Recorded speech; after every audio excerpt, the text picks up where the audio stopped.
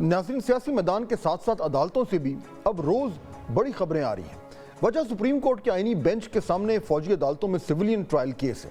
اس case میں جج صاحبان روز سخت سوالات پوچھ رہے ہیں اور وزارت دفاع کے وکیل خواجہ حارث اپنے کیس کا دفاع کرتے نظر آتے ہیں۔ آج بھی اس کیس کی سماعت جسٹس امین الدین خان کی سربراہی میں 7 رکنی بینچ نے کی۔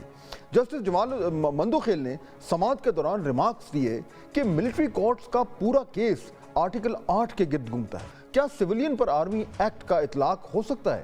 کیا ایسے میں آئین کے آرٹیکل 8 کا سیکشن غیر مؤثر نہیں ہو جاتا؟ اس پر خواجہ حارث نے جواب دیا کہ آرمی ایکٹ میں بھی فیئر ٹرائل کے آرٹیکلز موجود ہیں۔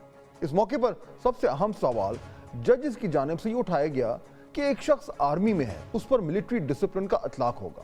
ایک شخص محکمہ زراعت میں ہے، اس پر محکمہ زراعت کے ڈسپلن کا اطلاق ہوگا۔ اگر کوئی شخص کسی محکمے میں سرے سے ہے ہی نہیں، اس پر آرمی فورسز کے ضوابط کا اطلاق کیسے ہوگا؟ اس پر خواجہ حارث نے کہا کہ اگر قانون اجازت دیتا تو ڈسپلن کا اطلاق ہوگا۔ جسٹس جمال مندوخیل نے اپنے ریمارکس میں یہ بھی کہا کہ آئین کے آرٹیکل 8 میں آرمی قوانین کا ذکر ان کے ڈسپلن کے حوالے سے ہے۔ فوج کے ڈسپلن میں اگر عام لوگوں کو شامل کیا تو یہ تباہ نہ ہو جائے۔ فوجی کو قتل کرنے والے کا مقدمہ عام عدالت میں چلتا ہے۔